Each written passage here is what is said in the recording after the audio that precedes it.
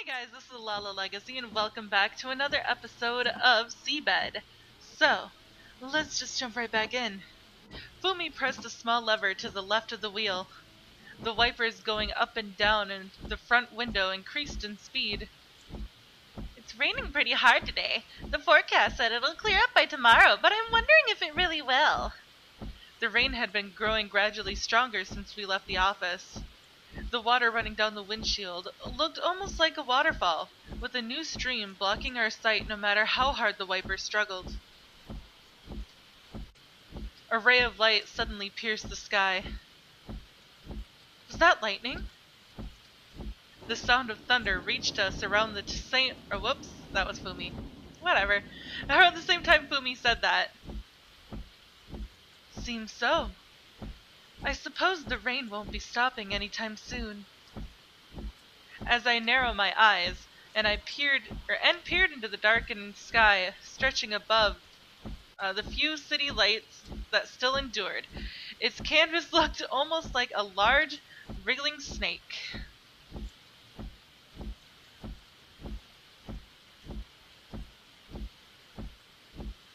You look tired.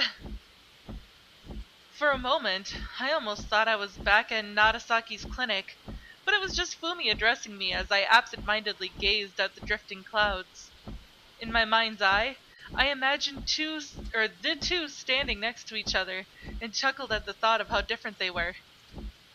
Did I say something funny? I've heard someone else say the same thing, that's all. Smiling, Fumi responded with, "Well, it's New Year's." She seemed to have cheered up after hearing me chuckle, but we still couldn't find a common topic to discuss.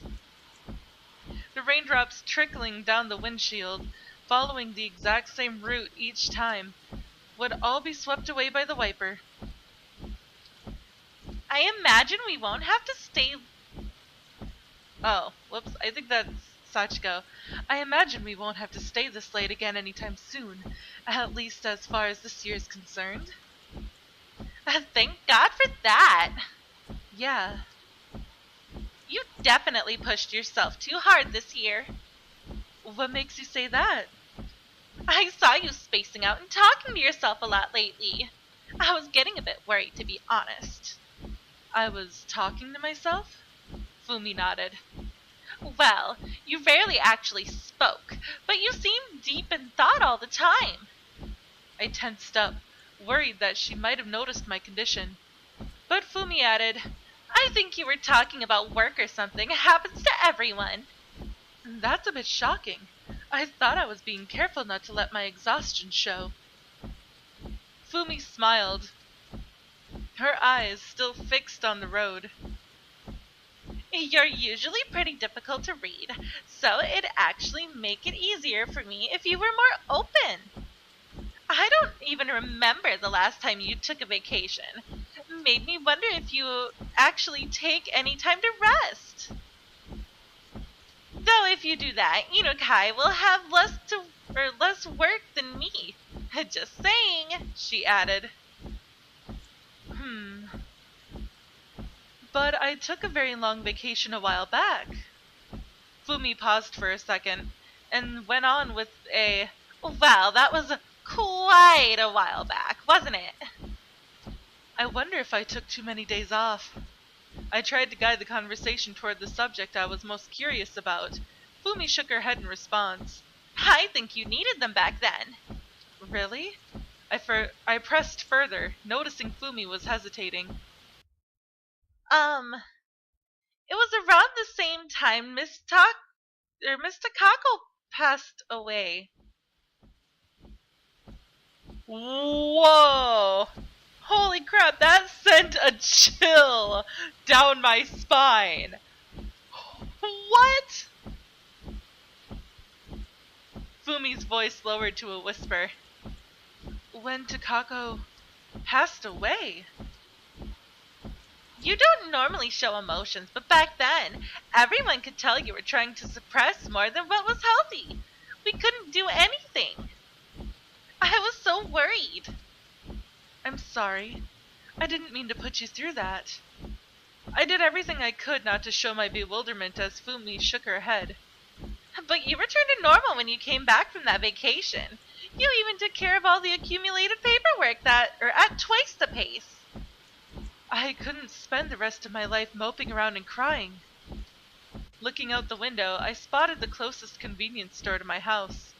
I felt as though a snake had been wriggling inside my head. I could tell it was most likely my blood flow, but I was feeling so sick I decided not to think too deeply about anything.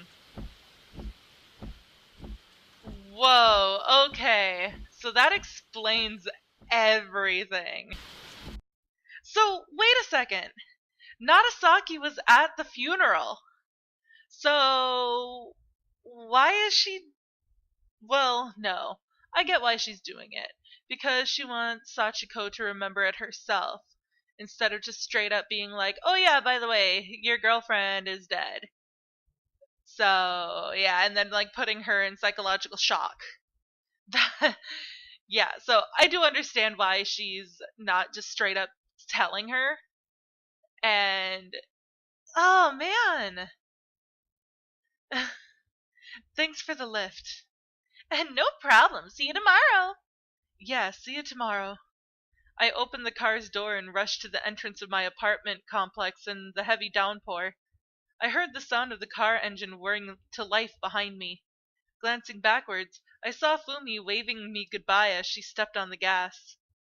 Once her car had disappeared into the darkness, I boarded the elevator. I pressed my palm against my head. It hurt like hell. As I reached my floor, I took the key holder out of my pouch as I walked down the corridor, then opened my door. I stepped inside and locked the door behind me. Upon entering the bedroom, I threw myself onto the bed, not caring about my still wet clothes. I wasn't planning to get up anymore.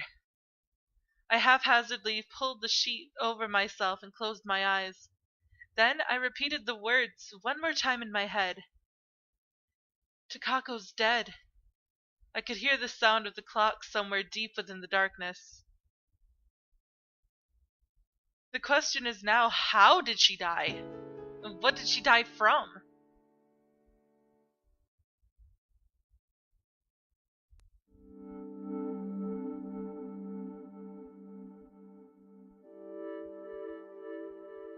I opened my eyes after experiencing a pleasant feeling of lightness, almost like I was floating in the wind. Within the deep darkness hovered a tiny flame, illuminating the cold, rock-laden ground below it. There was someone sitting in front of me, on the opposite side of the flame. I know you. We've met before. That's right. We met at the square. You were with your lover then. They were garbed in a robe with a long hood, preventing me from making out their face. Why are you in my dream? I don't know. It was as though my question had been swallowed by the darkness. Your mind seems to be in quite the state of chaos. Perhaps. Perhaps you are more confused than even you realize. Well, whatever you say. In any case, there was something I forgot to ask you last time. What's that? Why didn't you renounce your theory? Most likely because I thought preserving it held more value than the remainder of my life. Why? Life versus theory. Yes. What we recognize as life is but an accumulation of electrical signals. Our consciousness is merely the result of oscillating electrons. Once you die and that function fails, even that disappears.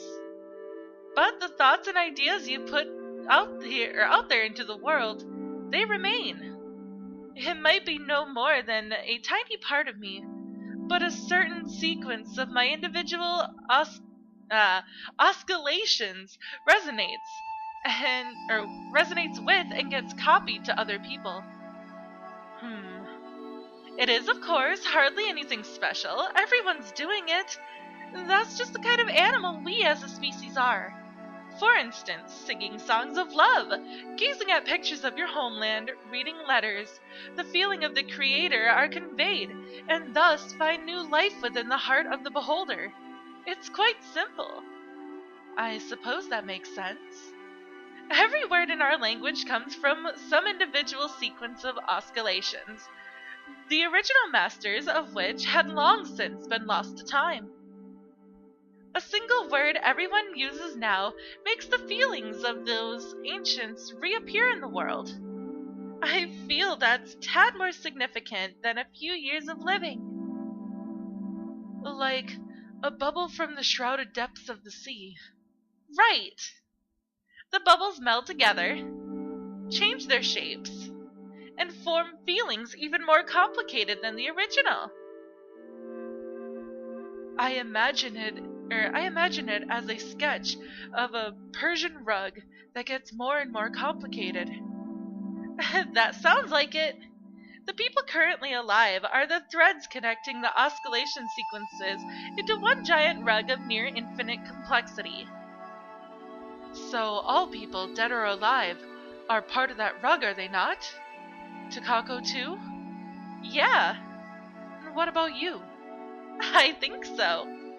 You're a strange one. I could say the same about you. I wish we could have met while you were still alive, not in some dream. Indeed, this is a dream, completely isolated from reality. You've come up with everything here on your own. Perhaps I have. But I'm extremely interested in what you're trying to achieve now. What are you talking about?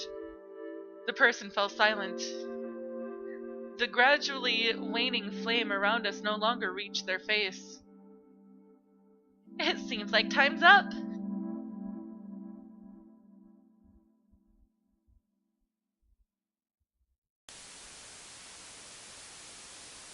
I slowly opened my heavy eyelids, waking up to a grating noise. Lub-dub. It sounded like something hitting a large drum. It was pitch dark around me. I couldn't see anything. I finally made out a vague I don't know why I can't say that word right now. Cobalt-tinted light of my alarm clock with the one eye that wasn't blocked by my pillow, and saw the numbers on its display. Lub-dub. The sound seemed to be coming from my chest. It was the beating of my heart. The blood vessels in close proximity to my ears were sending blood up into my head, contracting like a throat gulping down water. I squeezed my sheet and firmly closed my eyes. I must have been woken up by a bad dream or something. As I continued to listen, the sound grew more and more unbearable. I heard someone clutch the sheets. As I opened my eyes, I saw Takako's back. I reached out, but my eardrums almost exploded as my arm brushed against the sheet. Still enduring that terrifying sound, I finally managed to reach her back with my palm. Is something wrong? As I was unable to force out a single word, Takako, with my hand still against her back, spoke up herself. Is it another one of those? Did you have a bad dream? I gently pulled on her pajamas. Takako slowly turned around to face me. After wrapping her arms around my tense shoulders, she held me tight to her chest. The sound, which at this point was beginning to sound like a battering ram against my eardrums, grew in intensity. The rustling of clothes, the compressor, each and every little sound in the vicinity assailed my ears like the boom of thunder. Lub-dub, lub-dub. The sound of running blood was the rumble trying to tear my nerves to shreds. Takako's hand touched my hair. She began stroking it. Her hand moved slowly like a cloud in the sky, or a shadow upon the face of a sundial. All the terrible sounds, now melded into one agonizing cacophony, were returning to normal one by one with each of her strokes. The fridge in the kitchen, the digital clock next to my pillow, the wind howling against the window. They became more and more distant. I'll be up until you fall asleep, so relax. Her whisper still sounded like an ear-piercing scream, but it no longer made me break out in a cold sweat.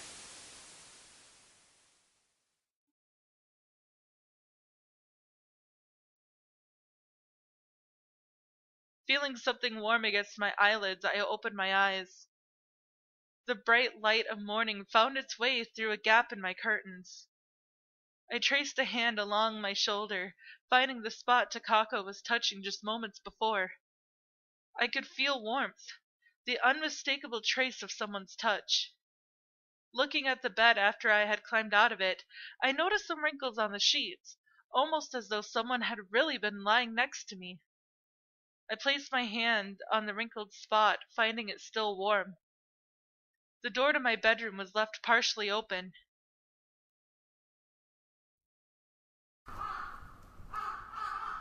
A crow sounded a shriek, letting the slumbering city know that morning had come. I heard the sound normally. Raising my now functioning head, I left the room.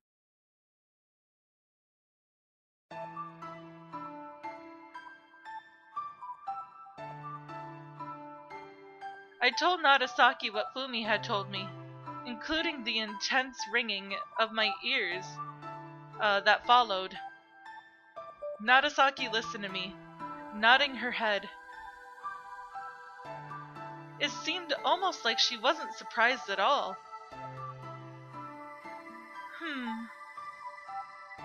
Nagasaki left her pen on the desk and placed a hand on her chin. Can I bring you something to drink? Go ahead. Sorry about the interrupting.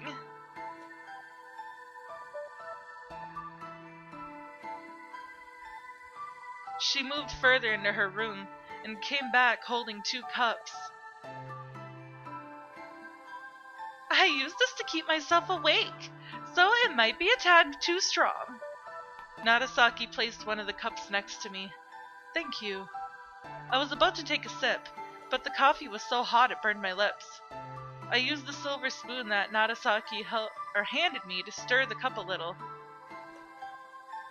How is it? After cooling down the coffee to a tolerable temperature, I took a very small sip, just to wet my lips, but still ended up wincing at the taste. It's bitter. I've heard that hard-roasted coffee beans are supposed to not carbonize and retain their sweetness. And I've heard that light roasting actually makes it retain more caffeine, so it's more effective at waking you up. I'm not so sure how it works with caffeine, to be honest, but the taste of this one is enough to drive sleep away from me. It's more of a mood thing. I took another sip and left the cup on the desk. I understand what you mean. Whoops, I understand what you mean. Excuse me.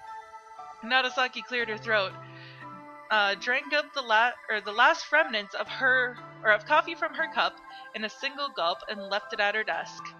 I could see black dregs trembling at the bottom of her cup. Managed to calm down a little? Yes.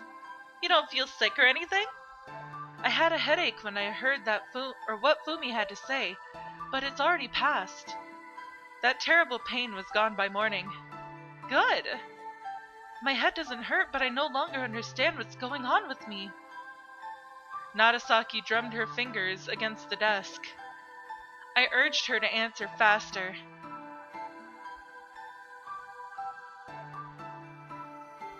For one, we could tell that Takako has passed away. That's definitely true. I furrowed my brows. Do you have proof? Do you have proof? You've only forgotten about it. I have forgotten that too? Besides, I know how and when it happened. I see. In that case, Can I remember it through hypnosis? Most likely. Nagasaki prepared the sofa we used last time and made me lie down. We don't need to go as deep into sleep as last time. Just relax and listen to my words. Okay, that is all the time that I have for this episode, guys. But holy shit, that was a hard-hitting episode. I feel like I'm gonna start crying in this series now because this reminds me so much of something that I went through with my boyfriend who had passed away, and it's really gonna get tough. It's gonna get really tough. I already know, I can feel it. But anyways, that is all the time that I have for this episode, guys. So if you liked it, please give it a big thumbs up down below. And if you haven't already, subscribe. By subscribing, you're becoming part of a legacy. I love you guys so, so much, and I will see you in the next video. Bye-bye!